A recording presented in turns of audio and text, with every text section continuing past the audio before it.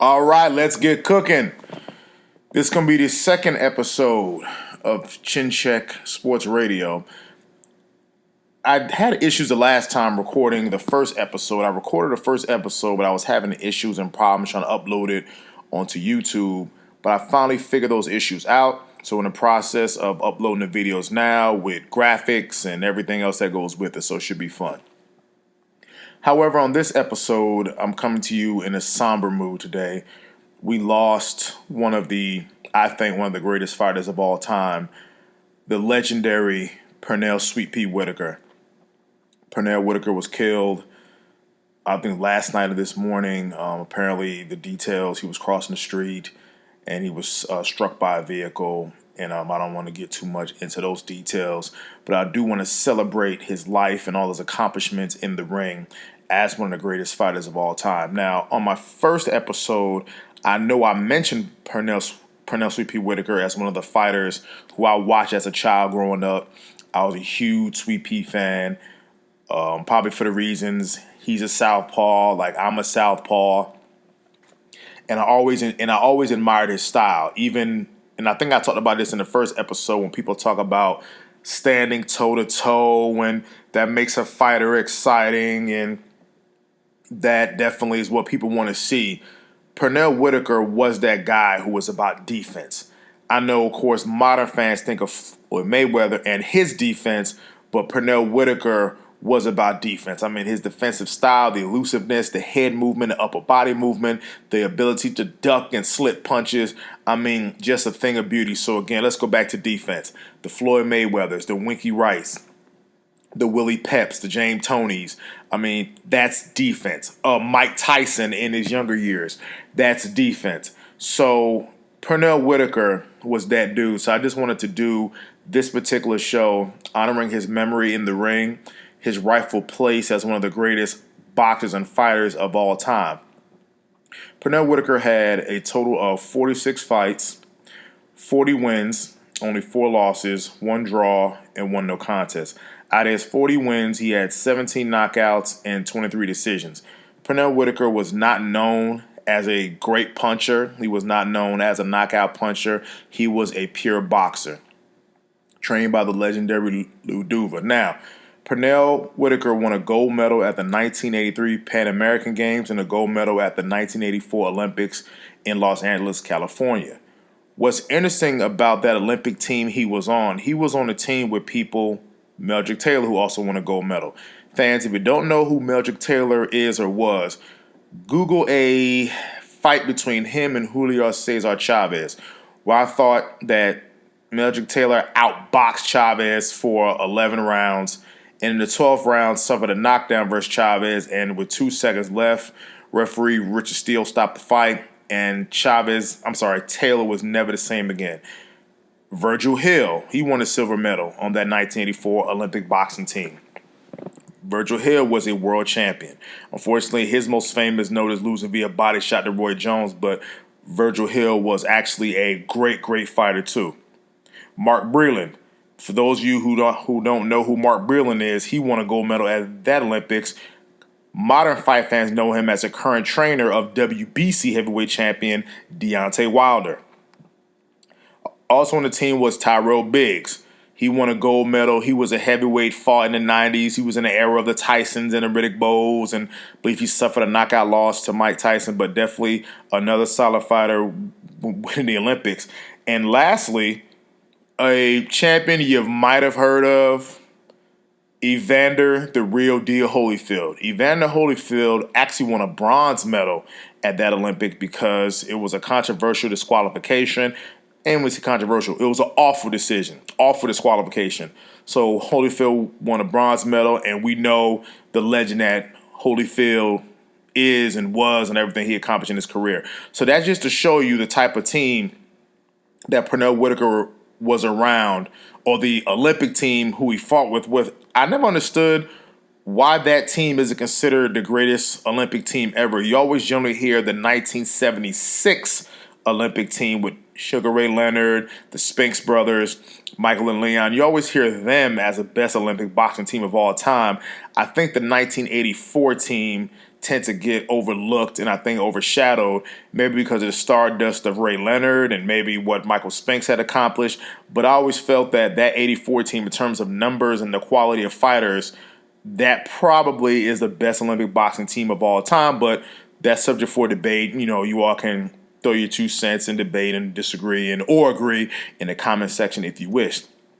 Now moving back to the legendary Pernell Whitaker. When he first started his career, he fought Roger Mayweather. You know Roger Mayweather as the uncle of the great Floyd Mayweather and the trainer of the great Floyd Mayweather. He fought for a world title versus Jose Luis Ramirez for the WBC title in France, which, let's just say, that was another awful decision in which he lost that fight. A very, very awful decision. He beat Greg Haugen in 1989. He beat Eddie Pendleton in 1990. He also fought the great Azuma Nelson. A lot of people forget about Azuma Nelson out of Ghana. Azuma Nelson, another solid fighter. Another solid fighter. Hits like a ton of bricks. I mean, just another great fighter.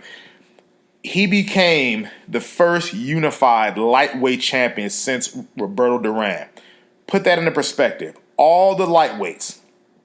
Now we're talking about a lightweight really from the late 70s, early 80s was Roberto Duran.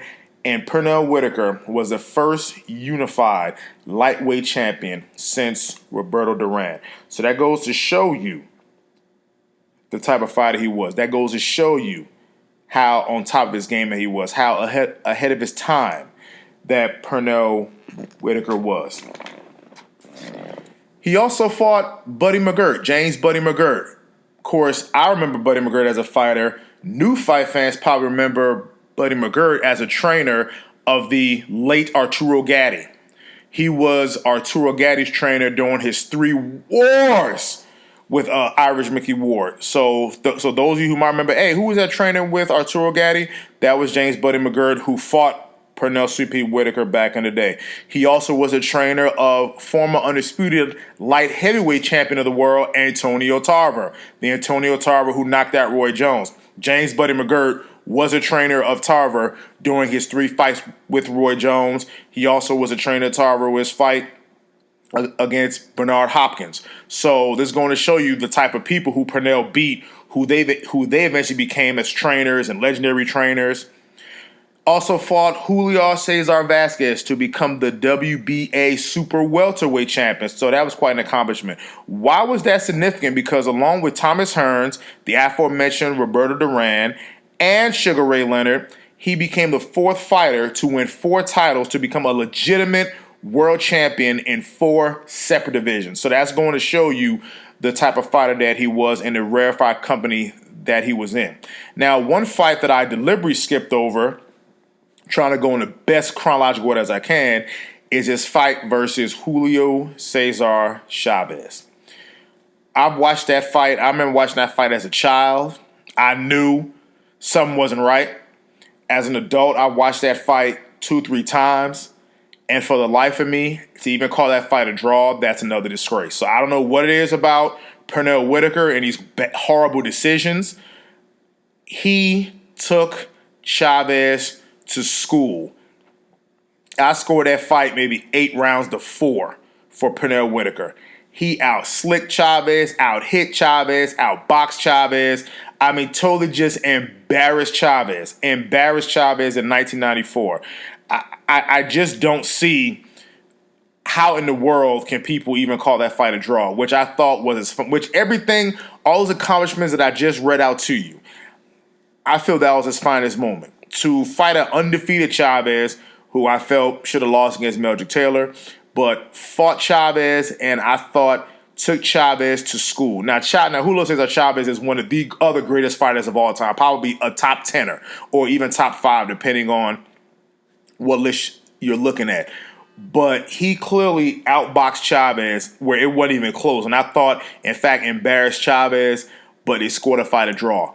So that's just something about the accomplishments of Pernell Whitaker that I wanted to touch you on. Now, let's fast forward later on in his career.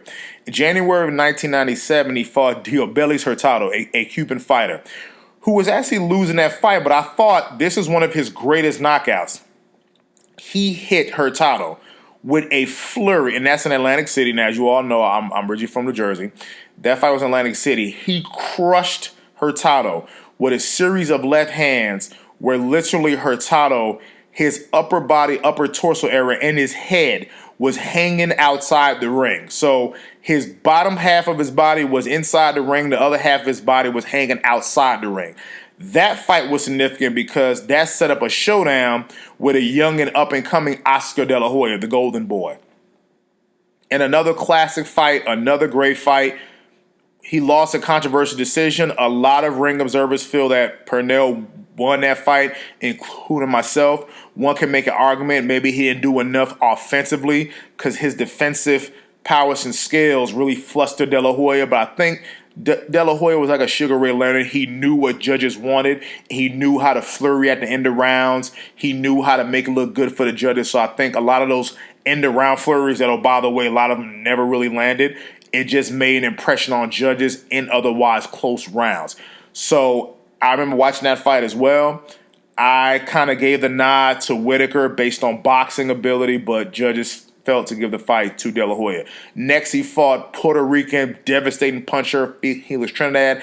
At that point, Whitaker was a little bit past his prime because, again, we're going back to somebody who fought for the 84 team and fought Trinidad in 1999. We're talking about somebody who fought guys like Chavez in 94 and now again fighting in 1999. We're talking about the quality of fighters and getting older, stuff like that. So he fought Felix Trinidad, a up-and-coming Felix Trinidad, lost a fight by another unanimous decision and lost his final fight 2 years later via a technical knockout. So I just want to touch on the career of Pernell Sweet Pea Whitaker. And I want to say thank you to Pernell. I want to say to his family, you all have my deepest condolences. There's a lot of us boxing fans who remember Pernell Sweet Pea Whitaker, the type of fighter he was.